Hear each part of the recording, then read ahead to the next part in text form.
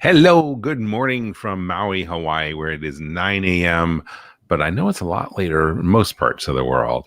I'm James Jacobson, and you are watching Dog Lovers Live, where we introduce you to some amazing podcasts and YouTube video streams that shows that may be of interest if you are a dog lover.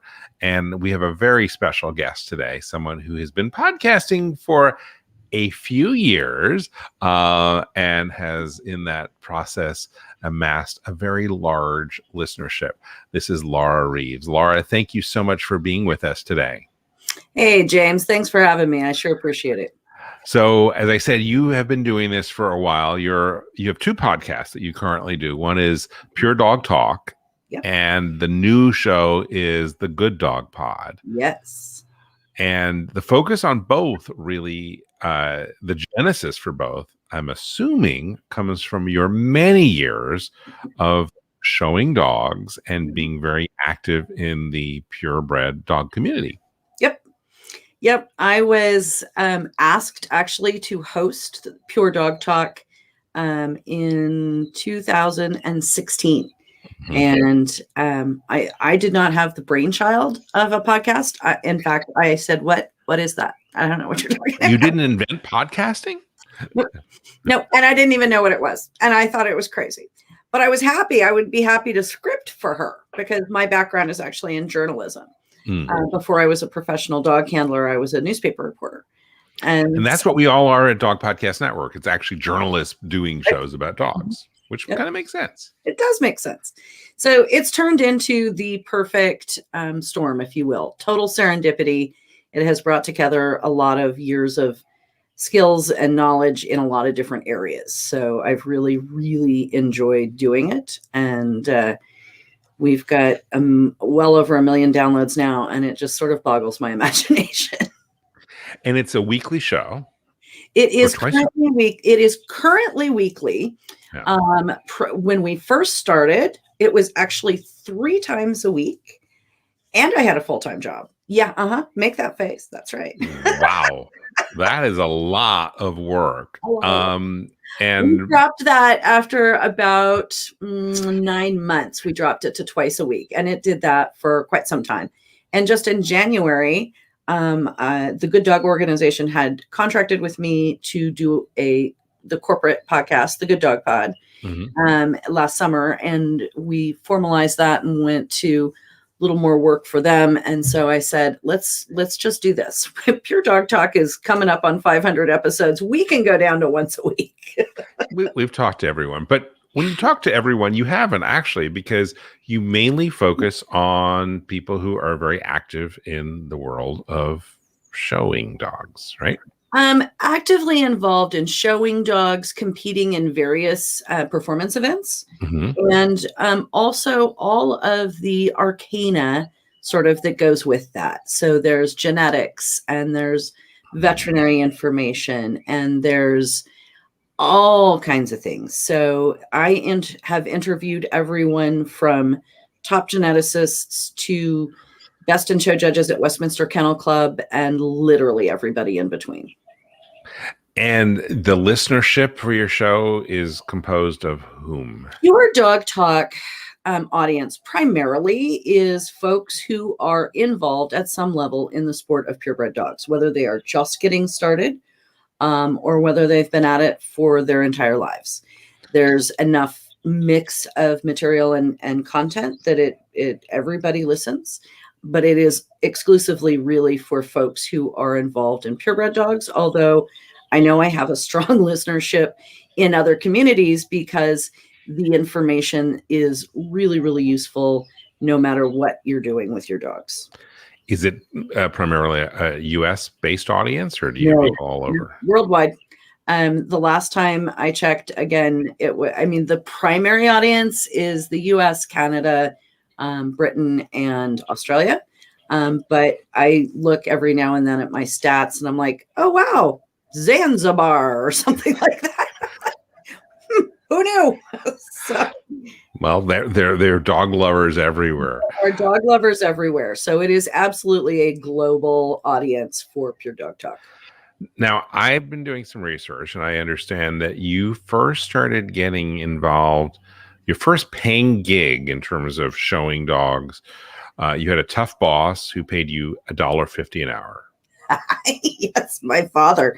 I grew up in dogs, and my parents had field trial Labradors. They later had Clumber Spaniels, which are a rare spaniel breed, very old.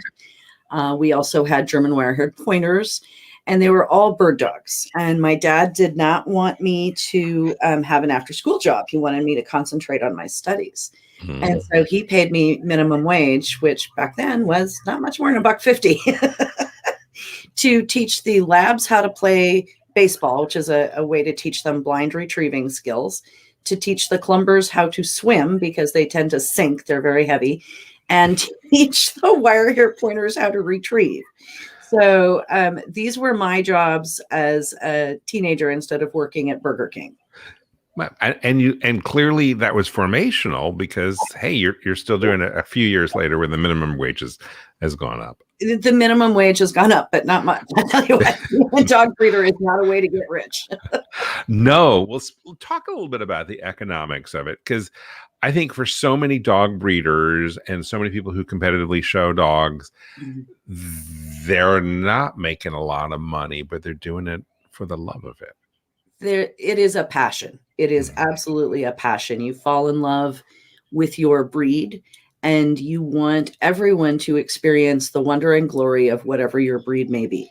And you want them to be healthy, and you want them to be sound-minded and physically, structurally sound so that they'll live good, long lives. And so you become passionate about doing that. And for the people who compete in conformation, so the dog show part, like Westminster Kennel Club, you run counterclockwise. We talk about running left-handed circles. That was my line. Left-handed circles, man. But there's a lot of events for people to participate in who are not, say, interested in the conformation end of it, who don't like the, if you will, beauty pageant concept. It is far more than that, but that is sort of the sense of it.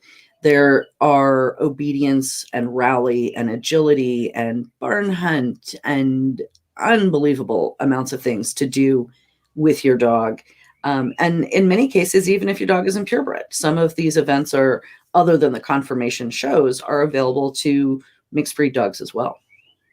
Well, let's talk a little bit about the purebred piece, because we can't avoid that. It is no longer as politically correct or as à la mode, as the French might say. Right. So it's an interesting societal norm sort of conversation. And well, we like to talk deep stuff as it relates to dogs. So let's talk society. Let's talk deep stuff.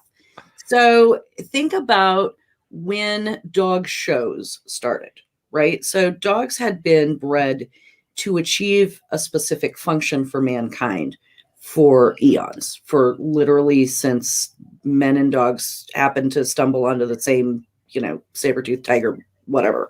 Right. And the development of dogs that did specific tasks in the 1800s, when the world was changing, right? You're talking about the Industrial Revolution. You're talking about the fact that the average guy can own a dog. Like prior to that, it was too expensive, really. If I need food for myself, I'm not going to go look to feed another mouth. And unless that dog was actually doing a job that fed you, you weren't going to have one.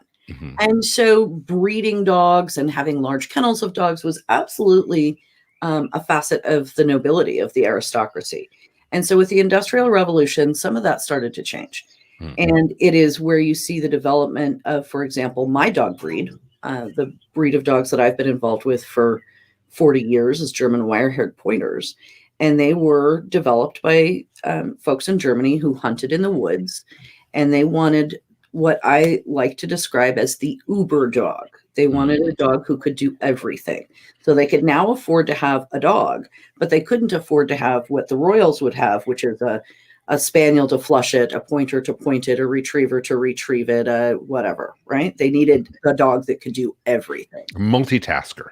Absolute multitasker. And so the wire hair pointer was designed to hunt fur and feather, so rabbits and birds and whatever. Hunt fur and feather. And Okay. feather. That's what we call it, right? Okay. So I'll bring you a rabbit, I'll bring you a pheasant, I'll bring you whatever it is so that we can eat, right? That was the whole point of the exercise. Dispatch small predators, because small predators kill baby birds. So small predators were something that wire hairs were designed to, and they still have that. I am very cautious about placing a wire hair pointer in a home that has a cat, because in many wire hair pointers' minds, that's a small predator that should be dispatched. And when that's your family's cat, that's not really a great solution. Not good eats. Yeah. So I think that's an important part that we can get to as well. When people talk about or think about the type of companion animal they'd like to have, knowing this type of information is imperative, because it makes the difference between whether your dog fits well in your family and lives a long, healthy life with you, or you can't keep it and it winds up in a shelter. And so this is an incredibly important conversation. But back to purebred dogs. So dog shows started literally were started by hunting dog guys who had been out and bird hunting or fox hunting or whatever kind of hunting they were doing. And they were sitting at the bar and they're like, hey man, I think my dog is better looking than your dog. The guy at the bar is like, the hell, right? And so they get their buddy Jim down the bar. Say, come on over here, Jim, we'll buy you a beer. You decide which one of these is the best looking dog. That's literally how dog shows started. I love it. And you can totally see where that happened. Now, what year, when was the first dog show? Oh man, I knew you were going to ask me a date. I'm terrible with dates. It was 1860-ish, 1860s, in that time frame, 60s, 70s. It was in England that the very first official dog show happened. It would have been a warm beer. It was definitely a warm beer. And so each of the breeds, in order to be judged, they decided, well, we need to write down what the perfect one of these dogs looks like. Yeah. Okay. So the perfect will use a pointer. Okay. So the English pointer that is the emblem, if you will, of Westminster Kennel Club is a great example. The pointer was developed in England to run over large open areas of ground and find the birds. And so to describe the perfect pointer, the guys at the bar scribbling on the napkin are writing, this one that just got all the birds in the bag is obviously the best one. And so breed standards were written originally to describe the dog that did the best job at what it was asked to do.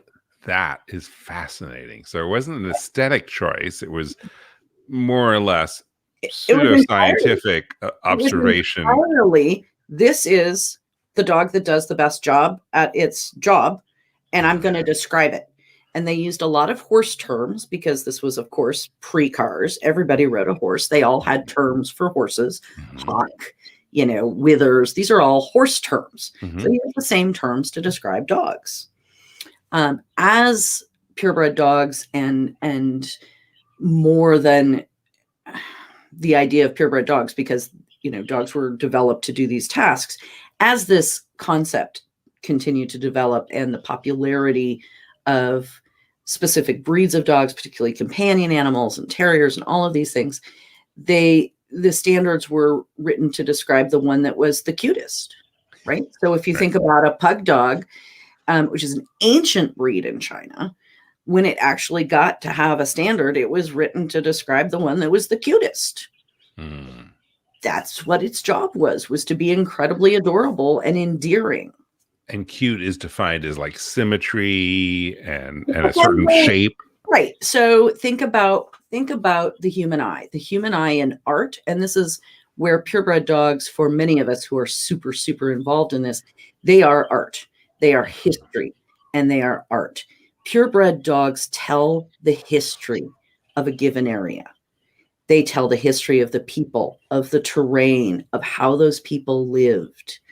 Okay. So they are Give me an example of that. Saluki. Okay.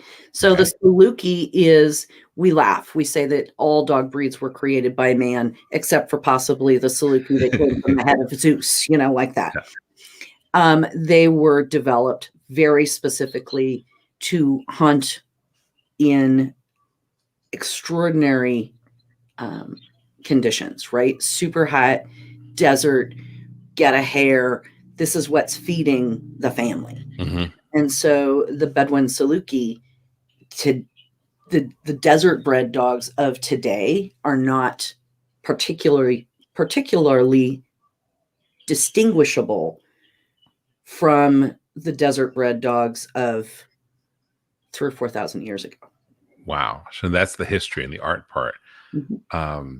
That's and fascinating. The art is symmetry. It is balance. It is beautiful, whatever breed you choose. So let's say we're going to choose the pug dog that was developed in China, dates back to the Ming Dynasty, that you can find actual drawings of pug dogs. Okay.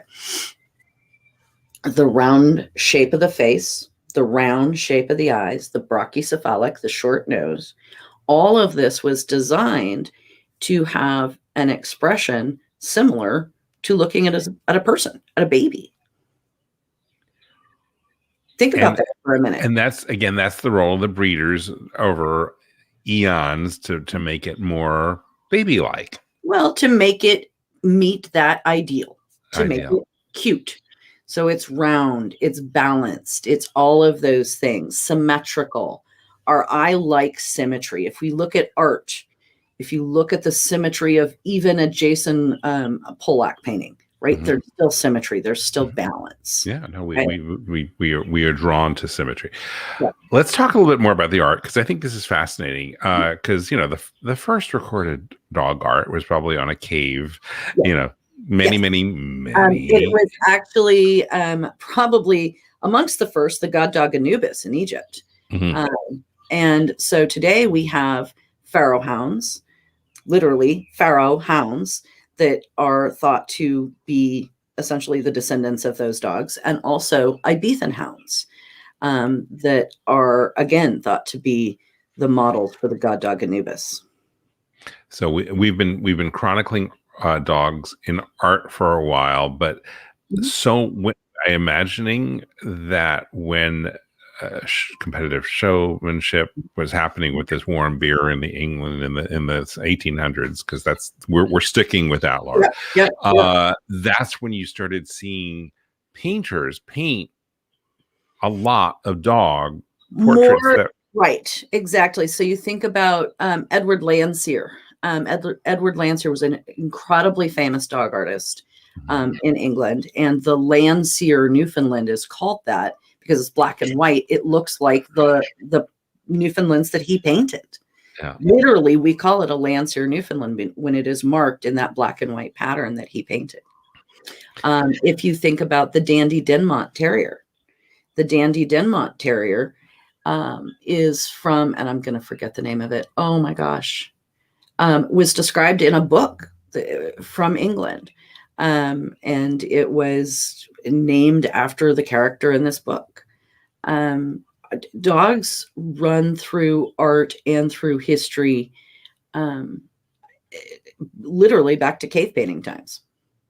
Absolutely. You love the German wire-haired terriers.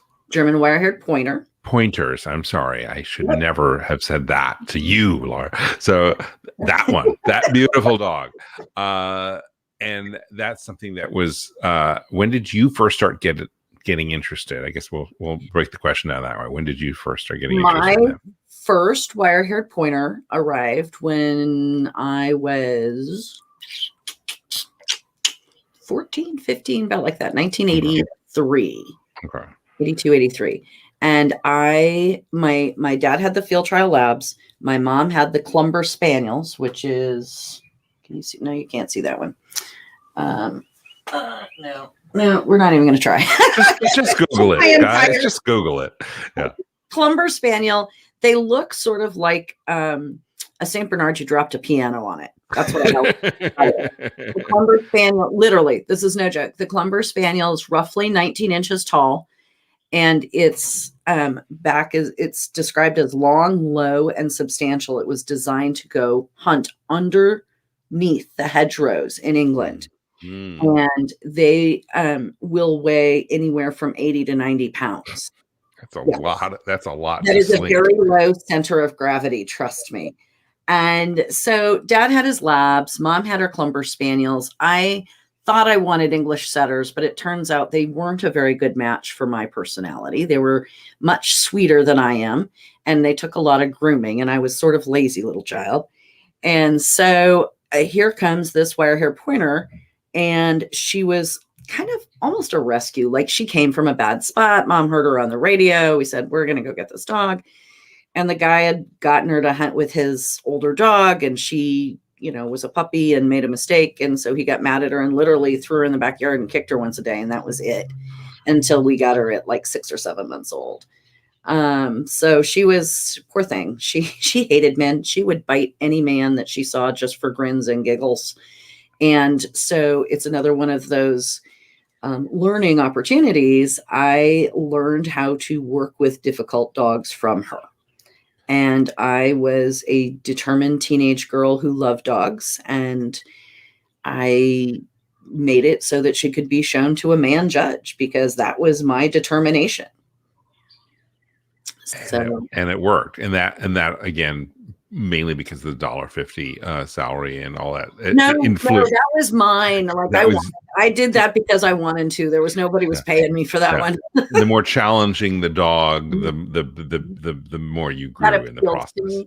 And so, as a professional handler, it's what kept me in business all those years. I used to joke that I was going to make business cards saying specializing in those special needs dogs. So, well, you said that. I'm drawn to the fact that you said that this other breed was too sweet, not for me, and I think this is actually a good segue to talk a little bit about your other show and about what you guys are doing at Good Dog, which is the idea that you need to know yourself in order to make the right choice in terms of the dog that you bring into your family. Absolutely imperative. So everybody wants Siberian Husky with one blue eye. I'm like, okay, that's great, except for this one thing or 10. And that is that Siberian Huskies climb like cats, scream like, maniacs, shed like crazy twice a year. I mean, know what you're actually getting, right? And I think that is such an important message to take to the entire universe. And it's one of the things we're working very hard on at Good Dog, is helping literally change the conversation so that dog breeder is not a dirty word anymore. And that people understand that if you want to have a companion animal of any kind, you need dog breeders, and you need good dog breeders who are dedicated to making sure that they're breeding healthy dogs, who are dedicated to their dogs and will always take that dog back no matter what, no matter when, no matter why. There is no reason ever for a dog I bred to wind up in an animal shelter, ever. Because say that last part again. So a good breeder will take back the dog at any time. I have a 13-year-old. It's not a 30-day. It's not a 30-day money back guarantee. Yeah, I have a 13-year-old German wire hair pointer right now on my couch that came back to me when she was 9 years old because the people I placed her with had to move and couldn't take her. Now, would I make that same choice? Probably not. But you know what? I guarantee every single one of my puppies, they're microchipped to me, and I know if they wind up where they're not supposed to be. And if for any reason anyone ever cannot keep their dog, it will come back to me. I guarantee it. So you are a really good dog breeder. And that is, again, one of these things that has maybe changed in style. Dog breeders are not revered as they might have been once. Do you think that's true? Because there's some bad ones out there that may have spoiled the barrel. Well, like in anything in life, there are good, bad, and in between, right? That's a fact. Let's just be real about this. On the other hand, there are people who have made it a point to emphasize the bad because they would like to control the conversation, and they would like to see domesticated animals disappear entirely. And once that becomes someone's agenda, that's a problem. And they're working on it. If we spay and neuter everything we have and only ever can get a dog from an animal shelter, guess what? Where are you going to get your dog in 10 years when you want one? There aren't going to be any. This is where it becomes a sort of a very divisive political debate about purebreds versus quote unquote rescues. We had a guest on one of our shows recently who said that this concept of rescue is really kind of funny because it puts all the onus on I rescued the dog, and we wouldn't say I rescued this child and is no longer an orphan. There's this sort of there's a lot of built-in drama that goes with it that I think is ridiculous. But you know what? There are dogs who need homes. And if someone wants a dog that needs a home, I absolutely believe that is a fabulous thing to do. What you need to understand is that when you get a dog in a situation that you do not know the dog's background, you're gambling. You're gambling on its health. You're gambling on its temperament. You're gambling on its bad habits. You're gambling on all of it. When you get a dog from a good breeder, you are not gambling. You know the size, weight, coat type, basic temperament, all the I kill cats because I'm a German wire-haired pointer sorts of issues. And that's a known quantity. And then you're working with a breeder who has health tested generations. I have 8 generations of dogs that are completely healthy, that have no health problems I can test for. And those are the only ones I breed. Okay. And you have 8 generations just of what I've done, not what all of the people who have done before me, of dogs that I know are sound of mind, and I know are physically sound, and I know have the natural instinct to do the job for which they were bred. Okay. What are your thoughts about certain breeds like golden retrievers that have, 75% of golden retrievers die of cancer or something like that? There's a lot of work being done on that. And so golden retrievers, Bernese Mountain Dogs, another one, really tough breed.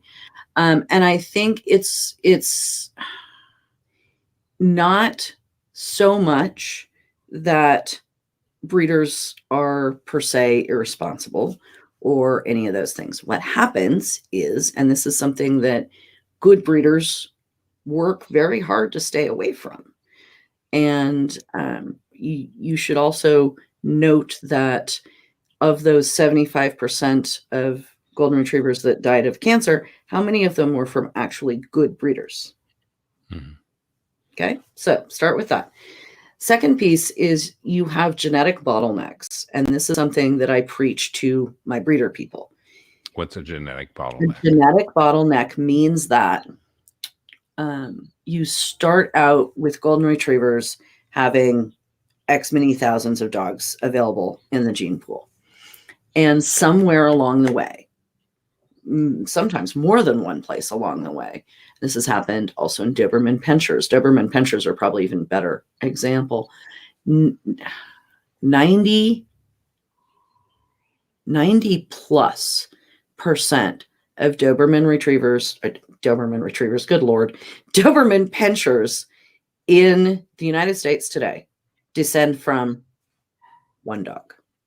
What? And that's a genetic bottleneck. And so when we have things that we talk about, things like popular sires. So if a dog is very, very successful in a particular venue, pick a venue, whether it's a field trial dog or a show dog, doesn't really matter. But a dog wins a lot, is very successful doing what he does, and produces nice puppies. Everyone wants to have nice puppies. Everyone wants to be successful. Everyone breeds to that dog. until you get to the point that there are no dogs left that do not track back to that dog. And then you've got a problem because you have zero genetic diversity left. Got it. Genetic diversity is, people have misunderstood what hybrid vigor actually means. What is hybrid vigor? The myth of hybrid vigor is that when you breed a golden retriever to a poodle, that you are going to, have less deleterious genes. Well, all you've done is breed a dog that dies of cancer and a dog that dies of cancer to each other. So you're concerned about all these designer golden doodles and blah, blah, blah, blah. I think that there are people, I believe that there are people who are doing it properly. Mm-hmm. I believe that is an important note to be made, that there are responsible breeders doing that. It is not the choice I personally would make. I prefer the known quantity, something that's been worked on for a long time. That's what I prefer. Do you see a happy medium, a place where this discord kind of is more soothed out? In other words, where shelters and adopting a dog fit nicely in with what you do? You know what? I love all dogs. My very first dog was a Beagle Dachshund Cocker Spaniel Lhasa Apso Poodle. Clearly a designer mix. Yeah. No, he was designed by God. It was an accident. Yeah. He happened underneath my uncle's bed. I mean, whatever. I love all dogs. I have a passion for the breed that I am involved with. I do not denigrate, and never will, anyone and their choice of pet. Mm-hmm. I encourage people to be responsible buyers. In other words, to search for a breeder who is paying attention to health, to temperament, to structure. Those things are important. You don't have to have titles for those things to still be important. I choose to do them because I enjoy it, but it's not required. Health, temperament, structure. Those things are important, whether it is a crossbred, intentionally crossbred, or a purebred dog. Those three things are count. And a breeder who stands by their dogs. I guarantee my buyers, my dog will not develop hip dysplasia, for example. If it does, I'll replace the dog or I'll give you your money back. And I don't care how old it is when that happens. And that only comes from finding a responsible breeder, which again is this idea behind Good Dog, which is to, and there's, and I know you just did the podcast side of it. That's not your company. No, I work for the company now at this point. And this is what I will say. Their goal is really this sweet spot. They want people to find a well-bred dog of their choice. And they want legislators to understand that in order for any of us to have companion animals, we have to support dog breeders and good dog breeders particularly. And that trying to legislate poor dog breeders out of business is probably going to be as successful as trying to legislate lots of other things out of existence. Let's have fun for a minute because we're running a little tight on time. I'm sorry. No, I think this is great. And I could talk. I just want to be mindful of the fact that I only booked a half hour with you, but I'd love to have you back on Dog Podcast Network. But as someone who knows so much about different dog breeds, when you see a dog, what do you think in terms of like what the person who is the dog lover must be like? For example, if you knew, well, now you know me, what do you think my dogs are? If I do this all the time, I do it as a parlor game. It's a parlor game. It's like the and I meet people and I say, okay, you're really a golden retriever or whatever. Yeah. I absolutely see you with basset hounds. Wow. Maltese. Okay, there you go. Does that now when you Quiet. hear does that shock you, surprise you, or what? No. Maltese are really, they're beautiful, they're elegant, they are charming companions, and they're not super busy, right? I mean, they're kind of chill little dogs. Basset Hound, very chill, very cool companions, right? So that makes perfect sense to me. I remember I talked about I wasn't an English setter, but I am a wire-haired pointer. Right, that's where I want to go. Right. So English setters are sweet and adorable and malleable and elegant and gorgeous. I am not any of those things. I am a little wiry. As I've gotten older, I have my own chin whiskers. I'm a little sharp, and I might bite you. And I'm super tough and super stubborn and super determined. And I am my dogs. A Frenchie. Who's right for a Frenchie? Frenchies are the coolest. You have to have a sense of humor, for one. Yeah. Number two, they are gold bricks. They're literally gold bricks. You pick them up and you have no idea there is anything human or anything canine that could weigh that much in that small a package. I showed a Frenchie from Hawaii, actually. They are funny little dogs. They can, you need to watch temperament. You need to watch temperament. They can get a little sharp. Yeah. So I love them. They, again, really, really, really important to find a good breeder in that breed. And I will say this for any brachycephalic breed. Any brachycephalic breed, find a good breeder because health is so important. So you don't hear the...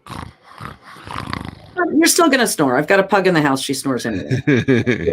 But she has great nares. She's very healthy. She has good joints, all of those things. Brachycephalic, you love it or you hate it. I mean, that's just the thing. But they are not inherently unhealthy. I've had pugs for 20 years. They're not inherently unhealthy. But because of their structure, if you do not pay attention to what you're doing when you breed them, it's easier to cause a problem. German Shepherds. Loyal, a little bit derpy. So and just really strong. Like really strong. So we talked about the low center of gravity in a Clumber. Okay. And they are strong, but the German Shepherd dogs, I mean, to keep up with them at a trot, who's in the Olympics? It's the Summer Olympics. Who's the fastest runner at the Summer Olympics? I'm going to bring them to show my German Shepherd because when they show German Shepherds, they just keep running. Like when you do it at the big German Shepherd only specialty shows, they just keep changing out handlers and the dogs just keep running. It's like, I'm going to die, you know? Full of energy. Well, Laura, this has been so much fun. We definitely want to have you back for another longer conversation on one of our shows on Dog Podcast Network. Again, let folks know about both of your shows and how they can find them. Pure Dog Talk is available. Actually, they're both available anywhere you can find your podcast. www.puredogtalk.com will take you to the Pure Dog Talk podcast website. We have so many episodes that half of them are not even available on the RSS feed. And so you have to go download them from the website. The Good Dog Pod, you can find, again, just Google the Good Dog Pod, and you will find a lot of really fun information there as well. Laura Reeves, thank you so much for being with us on Dog Lovers Live today. I appreciate it.